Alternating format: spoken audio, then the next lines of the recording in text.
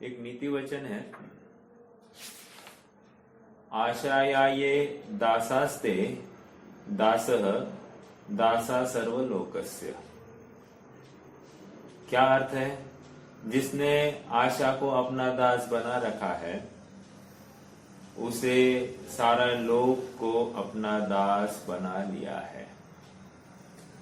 और इससे विपरीत जिसकी आशा कायम है या जो आशा का दास है वह संपूर्ण लोक का दास बनता है। नीति वचन है। हाँ, यह भी आज तक इस जीव ने मात्र गेयों का दासत्व किया है। ये गे जानू, ये गे जानू, ये गे जानू, गेयों का दासत्व ही किया है और इसलिए ये जीव दास बना रहा है, अर्थात समस्त लोक का दास बन गया है ये। जो जीव, एक अच्छी बात आई थी, जो जीव गे से ज्ञान होना मानता है वो हमेशा अज्ञानी ही रहता है। ज्ञान ज्ञान से होता है, ये स्वाधीनता, ये सामर्थ्य जिसके चित्त में छा जाता है वही सुखी होने के लिए पात्र है। 13वीं गाथा का प्रमेय ये था, शुद्धोपयोग अधिकार था। वहां पर शुद्धोपयोग से क्या होता है ऐसा प्रश्न अगर कोई पूछता है तो आचार्य देव कहते हैं शुद्धोपयोग से ज्ञान और सुख होता है। आचार्य देव शिष्य पूछ बैठा है कि शुद्धोपयोग से कुछ रोटी कपड़ा मकान कुछ मिलता है क्या? बोले नहीं, ये शुद्धोपयोग से एक ज्ञान और सुख मिलता है। वो ज्ञान कैसा है? वो ज्ञान 3 लोक 3 काल को सबको जानने की सामर्थ्य वाला है और समस्त लोकालोक जानने में आए ऐसी इसकी सामर्थ्य है। और बिना किसी गे के पास गए ये सब जान सकता है।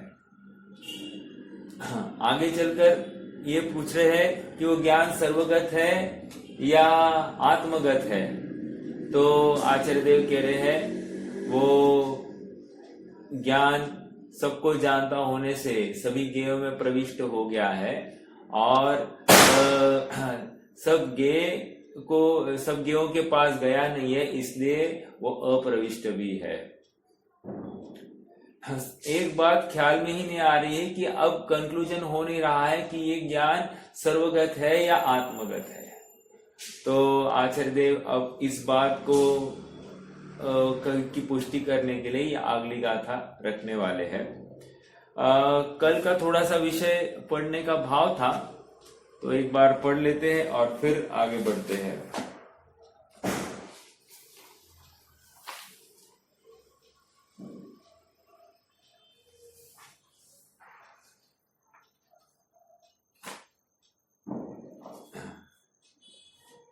देखो पेज नंबर 146 पर 47 पर वृंदावन दास जी का छंद है, उसको एक बार पढ़ते हैं। ज्ञानी न प्रदेश तय प्रवेश करे गेय माही, तथा व्यवहार से प्रवेश हु सो करे है। आच्छादित ज्ञान ते समस्त वस्तु देखे जाने, पाथर की रेख जो न संग परिहरे है। जैसे नयन रूपक पदार्थ विलोके वृंद, तैसे शुद्ध ज्ञान सो अमल छटा भरे है। मानो सर्व गेय को उखाड़ी के निगली जात, शत व्यक्त तास को विचित्र ऐसो धरे है। यहाँ पर ज्ञान गे में प्रवेश नहीं करता है ऐसा यहाँ पर बात आ गई। ज्ञानी ना प्रदेश ते प्रवेश करे गेय माई। ज्ञानी के आत्म प्रदेश गे के प्रदेशों में प्रवेश नहीं करते हैं। एक तथा व्यवहार से प्रवेश हो सो करे है, और व्यवहार से ऐसा कथन चलता है ये प्रवेश करते हैं, अर्थात प्रवेश करते हैं मतलब जानता है। आगे, अच्छातीत जाने, अच्छातीत ज्ञान ते समस्त वस्तु देखे जाने, पाथर की रेख जो न संग परिहरे है। क्या कह रहे हैं? पत्थर की रेखा के समान समस्त परिग्रह के त्यागी आत्मा अक्षातीत केवल ज्ञान से समस्त वस्तुओं को जानते हैं।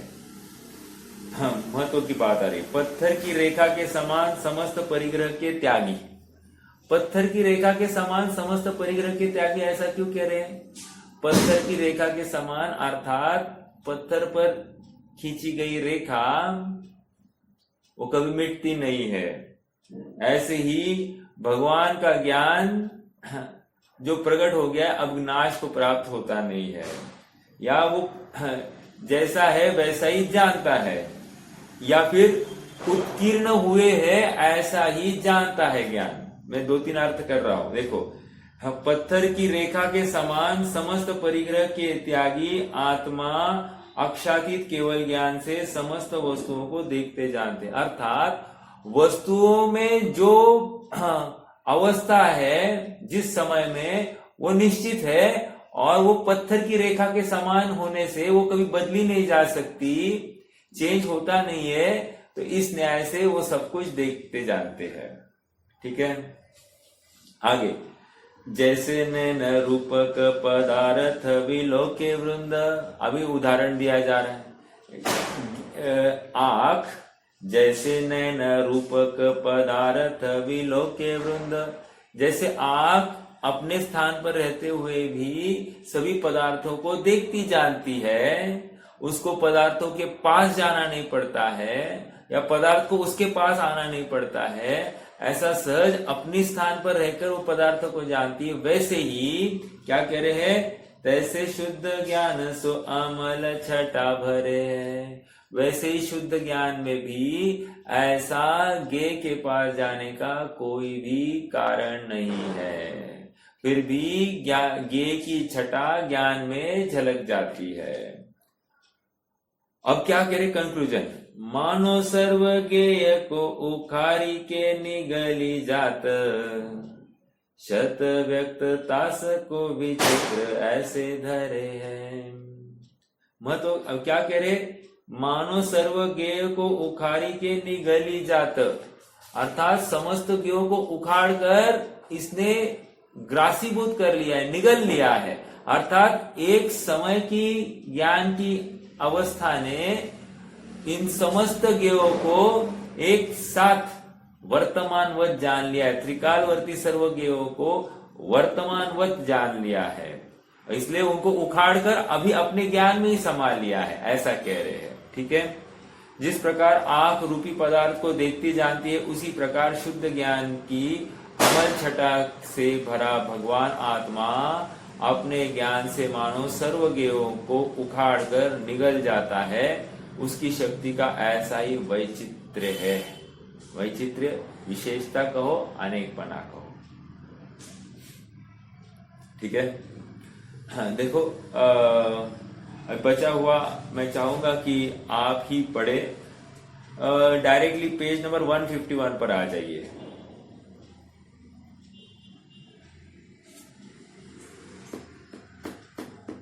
वन 150 का एक पैराग्राफ पढ़ना है, वो भी पढ़ते हैं। देखो, समस्त ज्ञाकारों को जानता देखता होने से व्यवहार में कहा जाता है कि आत्मा का परद्रव्य और उनकी पर्याय में प्रवेश हो गया है। एक, क्या कह रहे हैं?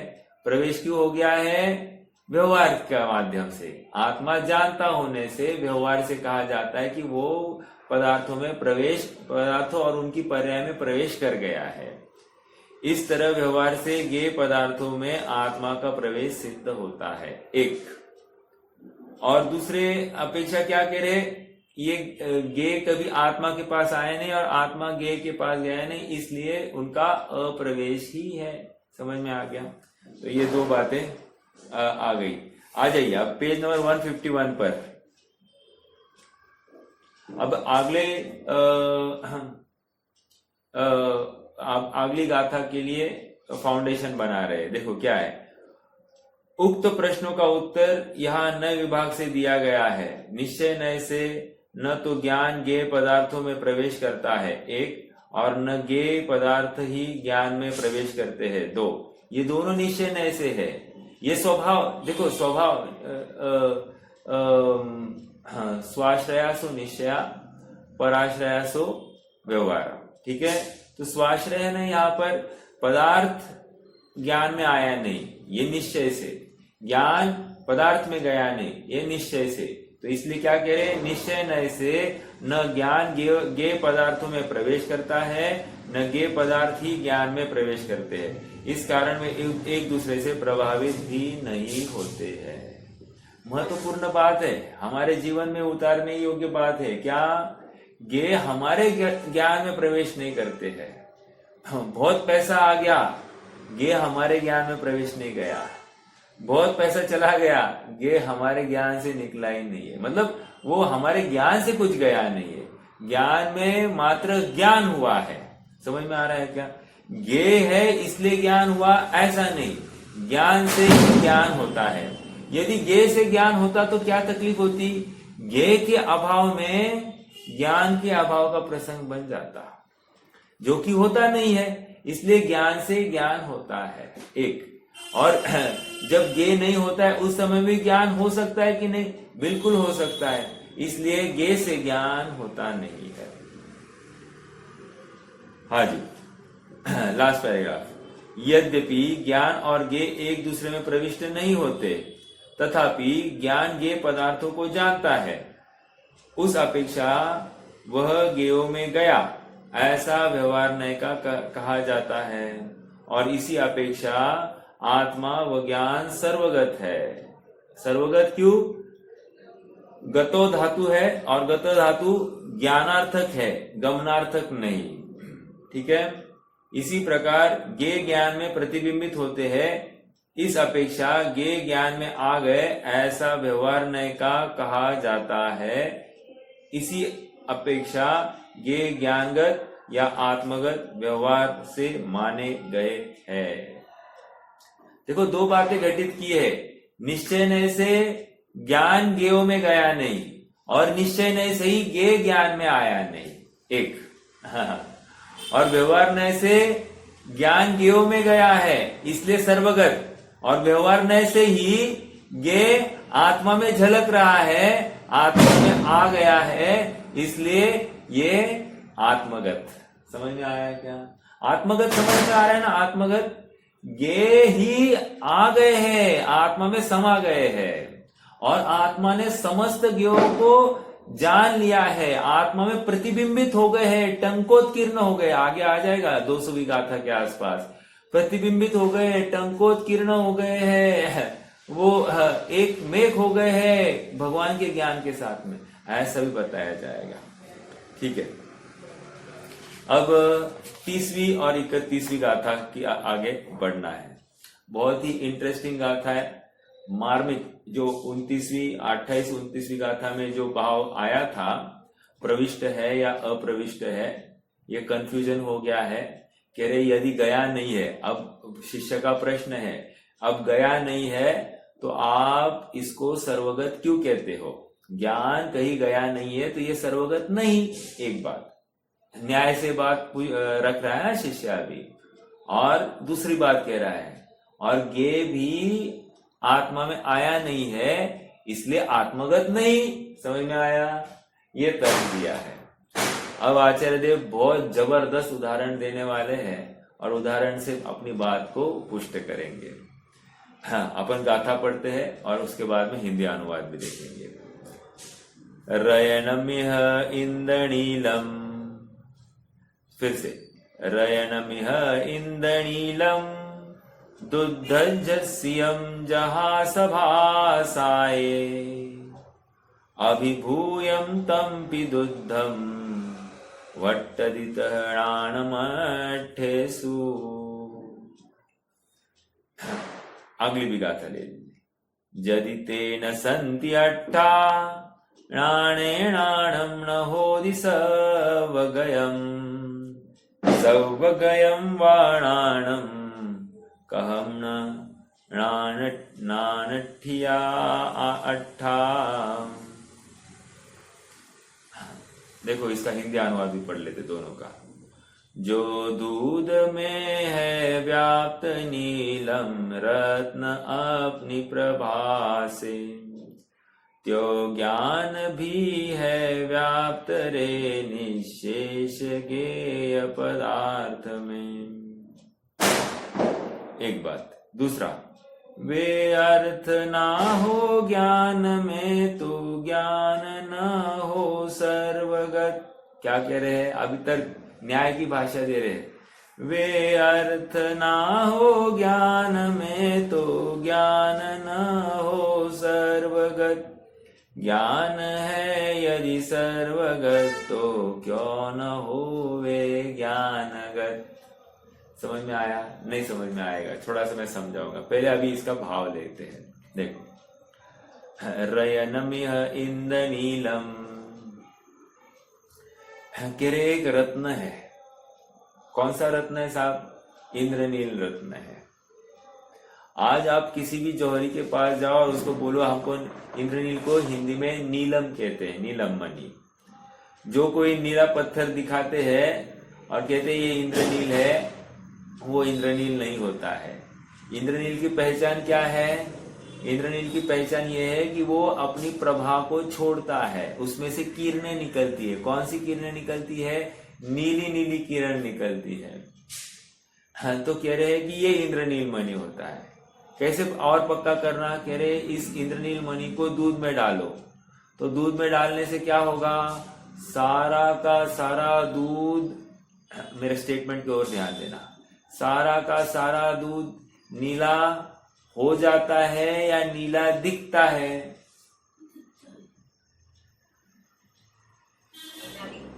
दिखता है। बहुत अच्छा। अगर अब हो जाएगा कहेंगे तो परिणमन हो गया, ये नहीं है। यहां पर कह रहे दिखता है। और एक बात याद रखना, आचार्य देव ने उदाहरण इंद्रनील मणि का दिया है। ऐसा उसकी जगह पर ऐसा कह सकते थे क्या? एक नीला पाउडर, नीली पाउडर आप डाल दो पानी दूध में, तो क्या होगा? दूध नीला हो जाएगा। अरे दूध हो जाएगा नीला, लेकिन उसको पृथक कैसे करेंगे? उसका अलग नहीं हो, एक मेघ हो गया ना। हमको एक मेघ होने की बात नहीं समझानी है, एक मेघ होते हुए भी अप्रविष्ट है ये समझाना है। इसलिए इंद्रनील मणि दिखाया। देखो अब क्या किया? इंद्रनील मणि को दूध में डाला तो दूध नीला, उस मणि को बाहर निकाला, दूध सफेद, फिर से डाला, दूध नीला, फिर से बाहर निकाला, दूध सफेद। कह रहे ऐसा चाहे उतने बार करो, जब डालते हैं तब नीला दिखता है और जब बाहर निकालते हैं तब दूध सफेद दिखता है। प्रश्न ये है, दूध जिस समय में इंद्रनील मणि उस कप में है, उस समय में दूध में प्रवेश करा है कि नहीं करा है? कह रहे नहीं करा है। नहीं करते हुए भी इंद्रनील मणि की वजह से दूध तो नीला दिखता है, और जब निकाला है उस समय में भी अप्रविष्ट ही है, वर्ण कुछ गया नहीं है। कहने की बात इतनी है कि दोनों अवस्थाओं में दूध सफेद ही है, नीला नहीं है। नीला तो दिखता है। देखो ऐसा सब जगह पर लगाना है। अभी ये तो उदाहरण मात्र हो गया। सिद्धांत क्या लेंगे? कह रहे ज्ञान, इंद्रनील मणि के जगह पर क्या लेना? ज्ञान लेना। और दूध की जगह पर क्या लेना? ये लोक और आलोक ले लेना। ठीक है, जितने गे रूप पदार्थ है उन सबको लेना। कह रहे इंद्रनील मणि वो कप में पड़ा है तो क्या हो गया? पूरा कप नीला हो गया, अर्थात दूध नीला हो गया। उसी प्रकार कह रहे ये गेयों में गया, मतलब क्या? इन गेयों को जान लिया। समझ में आया? ज्ञान गेमय हो गया, ज्ञान गेमय हो गया। एक मिनट।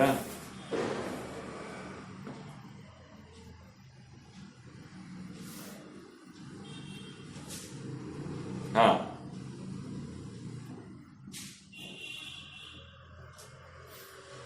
हाँ, ज्ञान ज्ञेयमय हो गया अर्थात सर्वगत हो गया।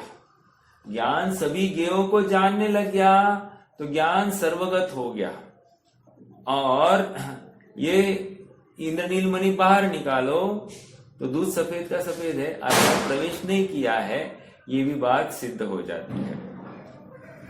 अब देखो अगली गाथा में न्याय भर दिया है। जदितेन संति अट्ठा णाणेणाणम न होदि सौवगयम। मेरे ख्याल से अपन ने 30वीं गाथा भी पूरी नहीं ली ना। 30वीं गाथा भी ले लेते हैं। देखो फिर से लेंगे। रयनमिह इंद्रनीलम, रत्न लिया है, कोई कौन सा रत्न? इंद्रनील रत्न। दुग्ध जसियम जहा सभासाए, कह रहे दूध में क्या हो गया? सभासा है, अर्थात उसकी किरणें, उसकी प्रभा दूध में फैल जाए। सभासा है, भासा है, भा मतलब होती है प्रभा, तो कह रहे हैं कि उसकी प्रभा पूरे दूध में फैल जाती है। ओके, आगे। अभिभूयम तम पिदुधम वट्टदि तहणानमठेसु। अभिभूयम, अभिभूयम मतलब क्या? उसके जैसा। जिस प्रकार दूध नीला हो गया है इंद्रनील मणि के माध्यम से दिखता है, उसी प्रकार तम पी दुग्धम वट्टदि तहणानम अट्ठेसु। जिस प्रकार दूध नीला हो गया है, उसी प्रकार णानम अट्ठेसु, ज्ञान पदार्थों को जानते समय में हो जाता है। अर्थात पदार्थ ज्ञान में जानने जाते हैं, अर्थात ज्ञान उन पदार्थों तक पहुंच गया। मैं यूं कहूंगा, ज्ञान पदार्थों तक पहुंच गया है। पहुंच गया मतलब सर्वगत हो गया है। ठीक है, क्योंकि इंद्रनील मणि का प्रकाश सभी दूध में फैल गया, वैसे ही ज्ञान का प्रकाश सर्वज्ञों में फैल गया है। ठीक है, अब दूसरी 31। जदितेन संति अट्ठा णाणेणाणम न होदि सौवगयम। क्या कह रहे? जदितेन संति अट्ठा, यदि वो ज्ञान पदार्थों को नहीं जाने तो क्या होगा? तो ज्ञान सर्वगत नहीं होगा। णाणम न होदि सौवगयम, ज्ञान सर्वगत नहीं होगा। और फिर क्या? यदि सर्वगत नहीं होगा तो सौवगयम वाणाणम कहणानठियाठा। तो जब वो ज्ञान सर्वगत नहीं है तो फिर वे पदार्थ भी आत्मगत नहीं हो सकते। ज्ञान देखो, वे अर्थ ना हो ज्ञान में तो ज्ञान ना हो सर्वगत। ये सेकंड लाइन का अनुवाद यहाँ पर छंद में पहली लाइन में हो गया। क्या है? वे अर्थ ना हो ज्ञान में तो ज्ञान ना हो सर्वगत। ज्ञान है यदि सर्वगत तो क्यों न हो वे ज्ञानगत। और यदि ज्ञान सर्वगत है तो प्रश्न किया है, फिर वे ज्ञानगत क्यों नहीं होंगे? यदि आप ज्ञान को सर्वगत मानते हो तो फिर पदार्थों को भी ज्ञानगत मानो, आत्मगत मानो। समझ में आया क्या? ये न्याय से ये बात सिद्ध की है। चलिए थोड़ा सा पढ़ते हैं। देखो, बहुत बात सरल है लेकिन उतनी ही कठिन है। बोले तो हमको इमीडिएटली समझ में आ जाती है, लेकिन इसका प्रैक्टिकल यूज होता नहीं है। देखो एक एग्जांपल देता हूं। हाँ, इंद्रिय ज्ञान है या उपादेय है? इंद्रिय ज्ञान सचमुच ज्ञान है ही नहीं। ज्ञान तो ज्ञान से होता है, लेकिन इंद्रिय ज्ञान इंद्रिय के बिना ज्ञान होना मानता है कि नहीं मानता, मेरा तो ये प्रश्न है। इंद्रिय के बिना ज्ञान होना मानता है कि नहीं मानता है? देखो जैसे अभी कान है इसलिए हम सुन पा रहे हैं, या अभी आंखें है इसलिए हम देख पा रहे हैं, अभी नाक है इसलिए हम सूंघ पा रहे हैं, अभी रसना है इसलिए हम चख पा रहे हैं, अभी ये स्पर्श इंद्रिया है इसलिए हम क्या कर पा रहे हैं, हम स्पर्श का ज्ञान कर पा रहे हैं। तो कह रहे इंद्रिया के बिना कैसे हो सकता था? बराबर जिस प्रकार चश्मे के बिना, ऐनक के बिना हम अच्छा देख नहीं पाते, आंखें देख नहीं पाती है, तो चश्मे ने काम कराया कि नहीं? कह रहे हैं ऐसा नहीं है। इंद्रिय है इसलिए ज्ञान है, ऐसा नहीं है। ज्ञान है इसलिए इंद्रिया के माध्यम से जानता है। इंद्रिया मात्र माध्यम है, जानेगा तो ज्ञान ही। समझ में आ रहा है क्या? हाँ, किसी ने प्रश्न किया अगर ये इंद्रिया नहीं होती तो कैसे करता? तो कह रहे सिद्ध भगवान क्या कर रहे हैं? बिना इंद्रिया के जानते हैं कि नहीं जानते? जब सिद्ध भगवान जानते हैं तो तुझे जानने में क्या तकलीफ है? तू अभी निर्णय कर, इनके बिना भी मैं हूं, तुम्हारा अस्तित्व है, ऐसा विश्वास रख। ये शरीर से जुदा मैं हूं, शरीर के बिना मैं रह सकता हूं, ऐसा विश्वास तुझे क्यों नहीं है? शरीर से ही मैं ज्ञान करता हूं, ये जितना विश्वास है, इतना ही विश्वास शरीर के बिना मैं रह सकता हूं ऐसा या ज्ञान कर सकता हूं, ये क्यों नहीं मानता है? परमार्थ से तुम्हें यही मानना है, शरीर के बिना मैं ज्ञान कर सकता हूं, करता हूं। समझ में आ रहा है क्या? ये जिस क्या कहा? हाँ, अंधा भी ज्ञान करता ही करता है। बिल्कुल, बहुत अच्छा। कहने की बात इतनी है कि ज्ञान ज्ञान से होता है, पदार्थ से नहीं होता है। नहीं, लेकिन अंधे को दिखाई नहीं देता है ना। अब प्रश्न ये है कि अंधे को कहाँ दिखाई दे रहा है? हाँ, नहीं दिखाई दे रहा, ये ज्ञान हुआ कि नहीं हुआ?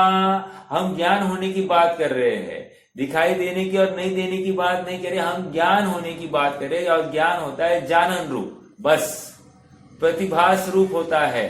समझ में आ रहा है क्या? विशेष प्रतिभास होता है, बस यही ज्ञान है। ज्ञान ने क्या जाना है इसकी बात ही नहीं चल रही है। अंधा भी आंख नहीं होने से वो उसको भी ज्ञान होता है, और चक्षु वाला भी आंख होने से उसको भी ज्ञान ही होता है। ये बात यहां पर समझनी है। हाँ, दोनों को ज्ञान ही हो रहा है, और तकलीफ हमको क्या है? देखो, अंधे को ज्ञान नहीं हो रहा और हमको ज्ञान हो रहा है। समझ में आ रहा है क्या? ऐसी बात नहीं। यहां पर यह समझना है कि ज्ञान ज्ञान से होता है। ठीक है? हाँ, देखो और एक बात, जैसे मन पर्य ज्ञान है, तो मन पर्य ज्ञान किसके मन में गया? यहां से मेरा ज्ञान किसी सामने वाले के मन में जाएगा तभी मन पर्य ज्ञान होगा क्या? नहीं, सामने वाला तो हो अथवा नहीं हो, मन पर्य ज्ञान मैं स्वयं अपने ज्ञान के बल पर यह जान रहा हूं।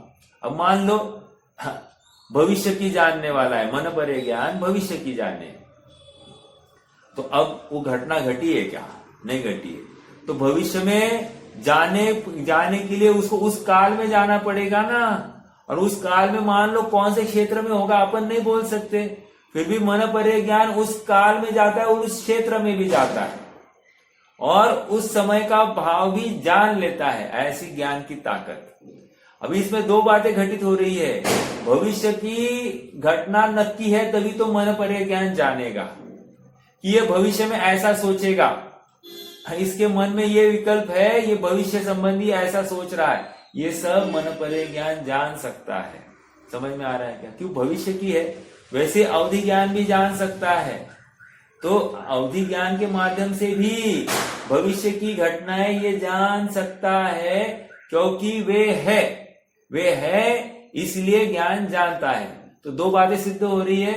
भविष्य की भी सारी घटनाएं सुनिश्चित है, उनको कोई करता धरता हरता नहीं है, वे स्वयं अपनी योग्यता से ही घटित होने वाली है, उनका कोई नियंता नहीं है, कंट्रोलर नहीं है।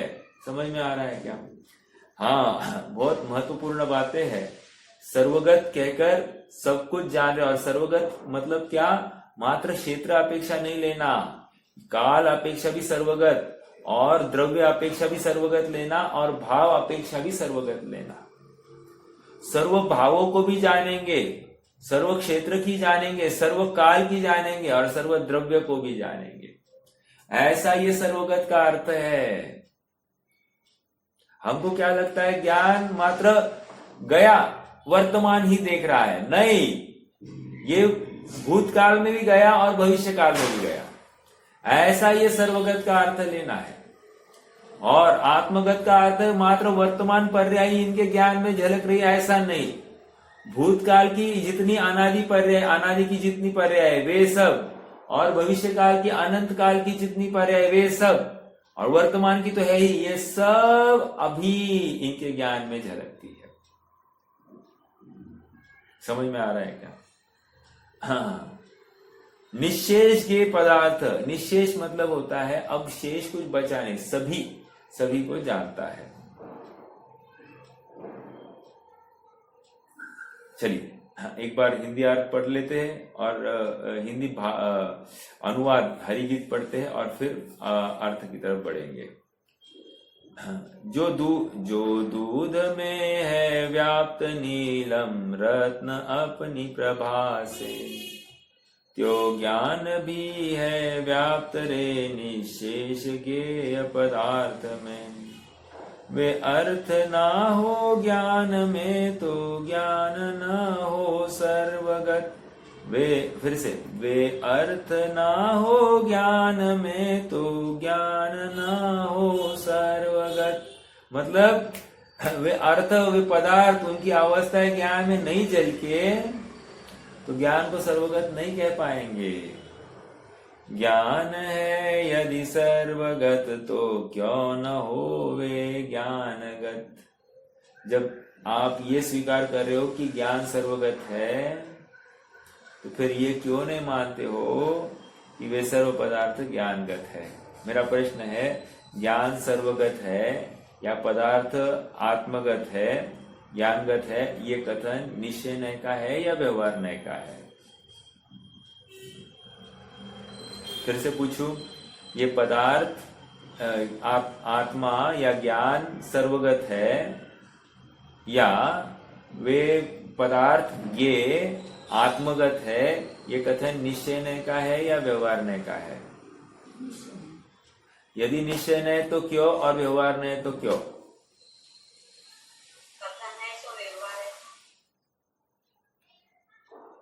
कौन सा व्यवहार है? व्यवहार नहीं का कथन है, कथन कर रहे ना तो वो व्यवहार नहीं आएगा ना। हाँ, ऐसा नहीं कथन कर रहे तो व्यवहार, ऐसा नहीं। कथन करेंगे तो निश्चय का भी कथन होता है ना। निश्चय क्योंकि सर्वगत है ना। नहीं, देखो, पराश्रितो व्यवहार, यहाँ पर ये तर्क लगेगा। जब पराश्रय की बात होती है, ज्ञान सब जगह पर गया, सब ज्ञेयों को जाना, ये जब भी बात चलेगी ये सर्वगत, ये हो गया व्यवहार। ओके, और ये ज्ञेय ज्ञान में आए इसलिए वे आत्मगत, ये जाने की बात आ गई इसलिए ये भी व्यवहार। पिछले अभी की गाथा में पढ़ा ना हमने, पेज नंबर 151 पर ही तो पढ़ा था। ठीक है, और निश्चय की बात क्या है? फिर निश्चय नहीं की बात यह है कि आत्मा ज्ञेय में जाता नहीं और ज्ञेय ज्ञान में आते नहीं। ये निश्चय नहीं की बात है। समझ में आ रहा है क्या? परमार्थ तो यही है, लेकिन व्यवहार ऐसा सहज जाने जाते, सहज उनका स्वभाव ही ऐसा है, तो स्वभाववश फिर ऐसा कहने में आता है कि ज्ञान गया है ज्ञेयों में, किलित हो गया है, डूब गया है, ऐसा सब कह देंगे। ठीक है, दोनों अलग अलग है, इसलिए निश्चय है। देखो, पराश्रितो व्यवहार, जब भी पर की बात करेंगे तो वो व्यवहार। देखो, ज्ञान एक जगह पर बैठा है और उसने दूसरे को ज्ञेय को जाना, तो ये गे को जाना इतना ही कह दिया तो ये व्यवहार का कथन है। सचमुच ज्ञान ज्ञान को जानता है। समझ में आ रहा है क्या? या ज्ञान सर्वगत हो गया ये कहना व्यवहार हो गया, क्योंकि पराश्रय हो गया वो। गे भी आत्मा में आया ये कहना ही व्यवहार है। गे आत्मा में आया ये कहना ही व्यवहार है। समझ में आ रहा है क्या? ठीक है, चलिए तो हाँ बोलिए। ज्ञान ज्ञान से स्वयं से जान रहा है ना, फिर उसको पराश्रय कैसे क्या बोला? पराश्रय व्यवहार से बोला। ज्ञान यद्यपि स्वयं से जान रहा है, विषय क्यों नहीं कहते हो, व्यवहार नहीं क्यों कह रहे हो? देखो वहां पर ज्ञान, भले ज्ञान स्वयं से जान रहा है, लेकिन पर का आश्रय हो गया ना, इस अपेक्षा से उसको व्यवहार कहा जाता है। बस इतनी सी बात है। पराश्रितो व्यवहारा, ये कथन ये नए चक्र का एक सिद्धांत है। स्वाश्रितो सुनिश्चया, और पराश्रित कथन होता है उसको व्यवहार कहेंगे, और स्वाश्रित कथन को निश्चय कहा जाता है। अब निश्चय जब कहना है हमको तो क्या कहना पड़ेगा? निश्चय मतलब ज्ञान निश्चय नए से कहीं जाता ही नहीं है। बस इतनी सी बात। ज्ञान अपने आत्म प्रदेशों को छोड़कर जाता नहीं, और गे भी अपने प्रदेशों को छोड़कर कहीं जाता ही नहीं है। ये निश्चय नए का कथन है। ठीक है, हाँ जी, आइए थोड़ा सा पढ़ते हैं अभी। उदाहरण समझ में आया? इंद्रनील मणि, इंद्रनील मणि की जगह पर ज्ञान लेना, और दूध की जगह पर गे लेना। इंद्रनील मणि जब दूध में डाला जाए तो सारा दूध नीला। तो जिस प्रकार ज्ञान गेव में डाला जाए, अर्थात लोकालोक में डाला जाए, तो लोकालोक सर्वगत, मतलब ज्ञान सर्वगत हो गया, अर्थात लोकालोक जानने में आ गए। समझ में आ रहा है क्या? डाला जाए मतलब सभी लोकालोक चेतन हो गया, ऐसा कह दो आप, कोई प्रॉब्लम नहीं। लोकालोक चेतन हो गया मतलब चेतन ने जान लिया ना, इस अपेक्षा से। देखो पढ़ते हैं थोड़ा सा। जिस प्रकार इस जगत में दूध में पड़ा हुआ इंद्रनील रत्न अपनी प्रभा से उस दूध में व्याप्त होकर वर्तता है, उसी प्रकार ज्ञान ज्ञेय पदार्थों में व्याप्त होकर वर्तता है। इंद्रनील उस दूध में व्याप्त होकर वर्तता है, उसी प्रकार ज्ञान ज्ञेयों में व्याप्त होकर वर्तता है। व्याप्त हो रहा है मतलब क्या? सब जगह पर ज्ञान ज्ञान ज्ञान ज्ञान, एक भी ज्ञेय ऐसा नहीं जहां पर ज्ञान पहुंचा नहीं है। समझ में आ रहा है क्या? देखो ये ज्ञान स्वभाव का सामर्थ्य ऐसा सामर्थ्य है कि हर ज्ञेय जानने में आएगा। इसलिए देखो ये ज्ञेय नहीं जानू और ये ज्ञेय जानू, ऐसा अटकाव जिसे है उसको सम्यक्त्व की भी पात्रता नहीं है। क्यों? क्योंकि उसको सर्वज्ञ स्वभाव का निर्णय नहीं हुआ। सर्वज्ञ स्वभाव का जिसे निर्णय होता है उसी को सम्यक्त्व की पात्रता है। किसी को जानना और किसी को नहीं जानना, ऐसा डिफरेंशिएशन नहीं चलेगा। देखो आज हमारे यहाँ पर हमको ये ऑप्शन है क्या कि हमको समझो पढ़ाई कर रहे हैं, तो पढ़ाई करते समय कॉमर्स करना, आर्ट्स करना, साइंस करना, इंजीनियरिंग करना, डॉक्टर साइड जाना, मेडिकल साइड जाना, जो कुछ है ये हमारे पास ऑप्शंस है, राइट? और वो होने के बाद में भी शादी जब करनी है तो कौन सी लड़की सिलेक्ट करना, ये भी ऑप्शन दिखाई देता है। या फिर व्यापार धंधा आदि करना है तो उस समय में भी ऑप्शन दिखाई देता है। या कुछ खरीदी करने के लिए जाना है तो ये लेना है ये लेना, इसमें ऑप्शन होता है, राइट? लेकिन ये सिलेक्शन का क्राइटेरिया कह रहे केवल ज्ञान में नहीं है।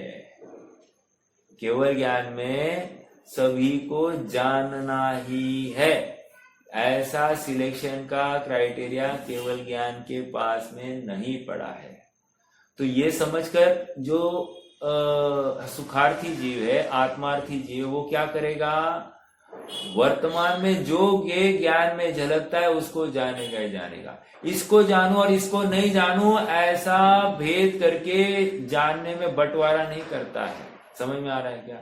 जो ज्ञेय ज्ञान में झलका उसे जाना, बस इतनी सी बात है। ठीक है।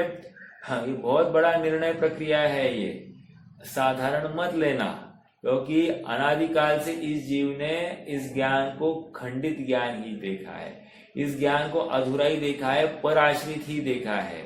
जब इसको स्वाश्रित अपने ज्ञान की महिमा जब उसको आ जाएगी तब काम होगा। देखो ना, वो शिवभूति मुनिराज, उनको 6 माह पढ़े लेकिन वो एक नमोकार मंत्र भी याद नहीं हुआ, और एक अंतर मुहूर्त में उनको केवल ज्ञान तक हो गया। कौन सा बल होगा, कितना जानकारी ली होगी उन्होंने आत्मा के बारे में, कितनी, अरे भाव पर ज्ञान के बल पर ही ये सब काम हो गया, विशुद्धि के बल पर ये सब काम होता है। हाँ जी, जिस प्रकार इस जगत में दूध में पड़ा हुआ इंद्रनील रत्न अपनी प्रभा से उस दूध में व्याप्त होकर वर्तता है, उसी प्रकार ज्ञान ज्ञेय पदार्थों में व्याप्त होकर वर्तता है। जितने भी ज्ञेय पदार्थ है, और ज्ञेय क्या है, ज्ञेय लोकालोक है, तो सभी लोकालोक कह रहे इसके क्या हो रहे हैं, व्याप्त, उनमें ये ज्ञान व्याप्त होकर वर्तता है। हम लोग इस 3 लोक तक तो मान सकते हैं, अलोक में कैसे व्याप्त हो गया, ये बहुत बड़ा प्रश्न पड़ता है। कल भी चर्चा की थी, तो कह रहे आलोक में व्याप्त हो गया मतलब आलोक को जान लिया, यही उसमें व्याप्त होने की बात है। ठीक है। हाँ, या उनमें प्रवेश कर गया ऐसा कहना आता है। सचमुच ये ना उनके पास गया और ना वे इसके पास आए, लेकिन उसने उनको जाना तो प्रवेश कर गया। ठीक है। हम कहते हैं ना कि इस कॉपी का पन्ना पन्ना, हाँ, पन्ने पन्ने में मैं हूं, मैं हूं मतलब क्या, मैं इस सारी कॉपी का ज्ञान मुझे है। समझ में आया? अर्थात मैं ही व्याप्त हूं मतलब क्या, मैं ही सब कुछ जानता हूं। देखो समनभद्र स्वामी, हाँ, वे अपनी प्रशस्ति कह रहे हैं कि मैं अमुक हूं, मैं वादी हूं, मांत्रिक हूं, तांत्रिक हूं, मैं वादार्थी विचराम्य हम नरपते, मैं वाद के लिए भेरी बजाता हूं और मैं चुनौती देता हूं, और कुछ कहूं मैं स्वयं सिद्ध सारस्वत हूं, ऐसा वो जो बोल रहे हैं, मैं ये हूं, मैं वो हूं, हाँ, सचमुच में वो है क्या? ये तो मात्र ज्ञान है। समझ में आ रहा है क्या? जान रहे अर्थात ज्ञान है, इसके अलावा और कुछ नहीं। देखो और एक उदाहरण देता हूं, हाँ, ये उदाहरण थोड़ा और बैठेगा। हाँ, देखो एक महिला है, महिला को की प्रसूति हो गई, तो उसको बच्चा हो गया। उस महिला की सास है, वो अब सारे गांव में खुशी होकर घूम रही है और क्या कह रही है, मुझे पोता हो गया, मुझे पोता हो गया, मुझे पोता हो गया। तो कोई भाव को नहीं समझा और कोई के थोड़ा सा संभल कर रहना, इन्फेक्शन हो जाएगा। अरे मुझे पोता हो गया, मुझे क्यों इन्फेक्शन होगा? अरे इन्फेक्शन तो बहू को होगा अगर वो घूमती है तो, लेकिन जिसे ये भाव पता नहीं है इसको पोता का अर्थ क्या है, तो वो ऐसा कथन कर सकता है। मुझे तो इतना ही कहना है कि जिस प्रकार उस सास को तो कुछ हुआ नहीं है, हुआ तो बहू को है, लेकिन ऐसा उपचार जो चलता है वैसे ही उपचार ज्ञान जब गेव में जाएगा या गेव को जानेगा तो गेव में गया ऐसा कहा जाएगा। ये उपचार समझ में आ रहा है क्या? आइए पेज नंबर 153, बस एक पैराग्राफ पढ़ेंगे और फिर रुक जाएंगे। इन गाथाओं का भाव आचार्य अमृतचंद्र तत्व प्रदीपिका टीका में इस प्रकार स्पष्ट करते हैं। जिस प्रकार दूध में पड़ा हुआ इंद्रनील रत्न अपनी प्रभा से दूध में व्याप्त दिखाई देता है, दूध में फैल गया है उसकी प्रकाश। ठीक है, एक उदाहरण देता हूं और सूरज है, सूरज। सूरज का द्रव्य, गुण और पर्याय कहाँ है? सूरज में है या यहां पर है?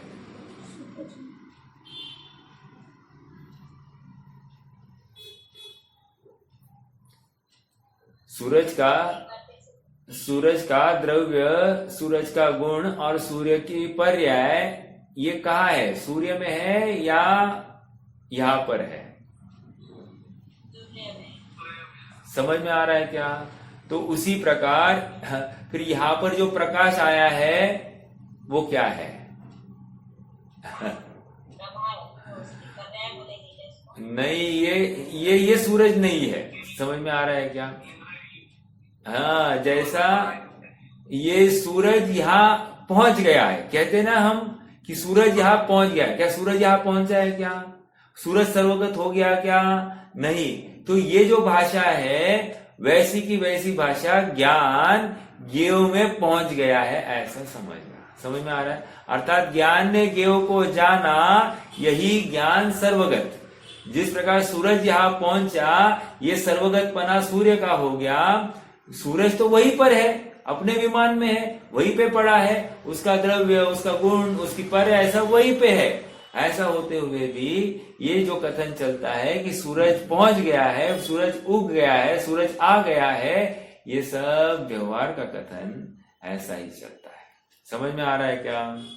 देखो, जिस प्रकार दूध में पड़ा हुआ इंद्रनील रत्न अपनी प्रभा से दूध में व्याप्त दिखाई देता है, उसी प्रकार संवेदन अर्थात ज्ञान भी आत्मा से अभिन्न होने से कर्ता अंश से आत्मा को प्राप्त होता हुआ ज्ञान रूप करण अंश के द्वारा कारणभूत पदार्थों के कार्यभूत समस्त ज्ञाकारों में व्याप्त होता हुआ वर्तता है।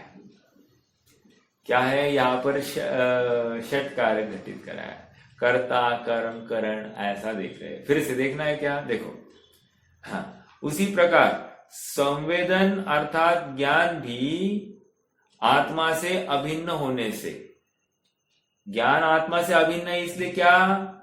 कर्ता अंश।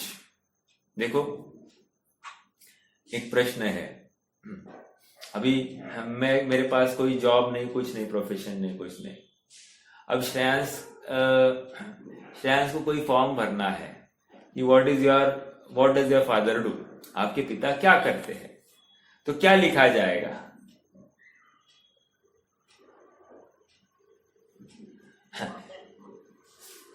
कुछ नहीं, ऐसा मतलब लौकिक भाषा में तो कुछ नहीं। और यहां की भाषा में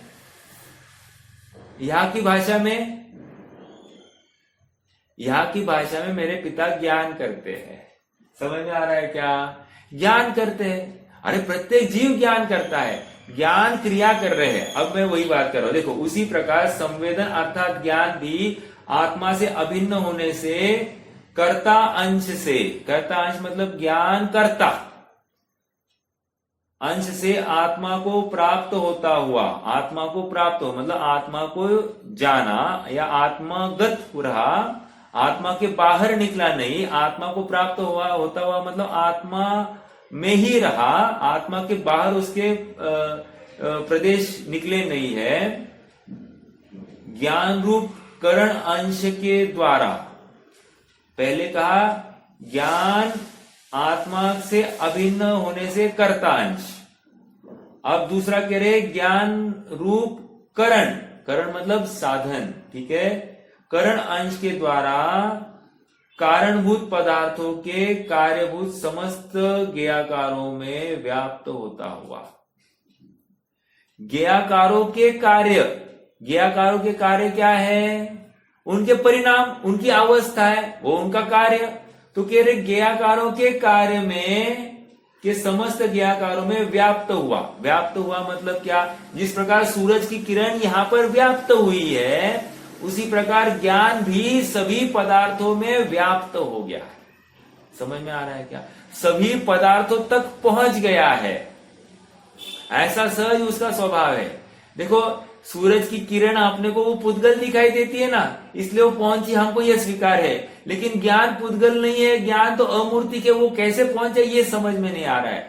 लेकिन इमेजिन करो, अनुमान से देखो, जिस प्रकार सूरज वहीं पर है, यहां आया नहीं है, लेकिन वो प्रकाश को हम सूरज आ गया है ऐसा कहते हैं, उसी प्रकार ज्ञान ज्योति भी ऐसी है, अमूर्तिक है, वो यहीं पे है, लेकिन वो सभी पदार्थों को जान सकती है, ऐसा उसका सहज स्वभाव है। सहज स्वभाव, वो जान सकती है पदार्थों को। हाँ, ये ज्ञान रूप करण द्वारा समस्त ज्ञाकारों को, जो अपने कार्य रूप परिणमित हो गए हैं, ज्ञाकार अपने कार्य रूप परिणमित हो गए। ज्ञाकारों का ज्ञेयों का क्या कार्य है? वैसे जानने में आना, यही कार्य है, प्रमेयत्व गुण है। समझ में, सभी ज्ञेयों में एक प्रमेयत्व रूप गुण रूप कार्य है, वो कार्य से परिणमित हो गए, अर्थात जो कुछ उनका अवस्था हो गई है उस कार्य रूप में परिणमित हो गए हैं, और वो इस ज्ञान का ज्ञेय बन रहे हैं। ठीक है। हाँ, ज्ञाकारों में व्याप्त हुआ वर्तता है, इसलिए कार्य में कारण का उपचार। कार्य में मतलब क्या? हाँ, ज्ञेय जानने में आ गए। ठीक है, अर्थात ज्ञाकारों में पदार्थों का उपचार करके यह कहने में कोई विरोध नहीं आता कि ज्ञान पदार्थों में व्याप्त होकर वर्तता है, अर्थात ज्ञान उनको जानता है। ज्ञान पदार्थों में व्याप्त हुआ मतलब क्या? ज्ञान उन सभी पदार्थों को जानता है, उनका ज्ञान करता है। ऐसा सहज ज्ञान का स्वभाव है। ज्ञान अपनी जगह पर बैठकर ही सब कुछ जान सकता है, ऐसा इसका स्वभाव है। देखो, एक प्रश्न करता हूं। हाँ, अक्सर ये बात चलती है, पहले भी मैंने विषय को छेड़ा था, अब फिर से आज एक बार छेड़ लेता हूं। अक्सर ये बात चलती है कि जब केवल ज्ञान ने हमारी अगली पर्याय जान ली है, तो हमारा पुरुषार्थ क्या रहा? समझ में आ रहा है क्या? ये बात होती है कि नहीं? अब हमको लगता है कि हम पंगु हो गए, केवल ज्ञान ने ऑलरेडी जान लिया। हाँ, केवल ज्ञान ने होते हुए को जाना है, केवल ज्ञान ने कराया नहीं है, होते हुए को जाना है। अर्थात इस द्रव्य में ऐसी योग्यता है जिसे ये विश्वास हो जाता है कि केवल ज्ञान कर्तृ कारण नहीं है, मात्र ज्ञापक कारण है, वो निश्चिंत हो जाता है, और उसके अब पर कर्तृत्व का अहंकार छूट जाता है। या कोई पर्याय में खींचकर जल्दी लाऊं, या कोई पर्याय को मैं दूर करूं, ऐसा भी अब उसको भाव नहीं होता है। समझ में आ रहा है क्या? ये मतलब कि सर्वज्ञ स्वभाव का निर्णय करने की बात है। एक जयमाला का एक छंद है, जयमाला के छंद में देखो ये है, क्या है? प्रभु वीतराग की वाणी में जैसा जो तत्व दिखाया है, जो होना है सो निश्चित है, केवल ज्ञानी ने गाया है। उस पर तो श्रद्धा ला न सका, परिवर्तन का अभिमान किया, बनकर पर का करता अब तक, सत का न प्रभो सम्मान किया। सत का सम्मान नहीं किया मतलब क्या? अरे मैं किसी पर पदार्थ का कुछ कर नहीं सकता, या कोई पर पदार्थ मेरा कुछ कर नहीं सकता, ये सत्य। समझ में आया? और जो होना है सो नक्की है, ऐसा केवल ज्ञानी ने जाना है। मतलब क्या? प्रत्येक पर्याय का, प्रत्येक द्रव्य का परिणाम पर्याय कौन सी होनी, ये नक्की है। ये समझकर अब मुझे पर कर्तृत्व का अब बोझा मेरे माथे पर नहीं है कि इसको सुधारूं, इसको नहीं सुधारूं, ये खाऊं, ये नहीं खाऊं, इसको शरीर को ठीक करूं, इसको ठीक करूं, ऐसा अब कर्तृत्व का अहंकार नहीं है। मैं तो ज्ञान मात्र हूं, मैं तो ज्ञान करता हूं, ज्ञान का ही मेरा व्यापार चलता है, इसलिए मैं तो ज्ञान ही करने वाला हूं। समझ में आ रहा है क्या? अपनी प्रभुता अपने में देखना, अपनी संपूर्णता अपने में देखना, यही सच्चा सत का सम्मान है। समझ में आ रहा है क्या? अपनी प्रभुता बाहर देखना, पर के आश्रय में देखना, यही अज्ञान है। समझ में आ रहा है? सर्वज्ञ स्वभाव का निर्णय करने की बात है। ज्ञान सब कुछ जानता है कहकर ये समझा रहे हैं कि सब द्रव्य में वे अवस्थाएं निश्चित है, इसलिए तो जान रहे हैं। देखो, एक व्यक्ति आया किसी विद्वान के पास में और उसने उस व्यक्ति को कहा कि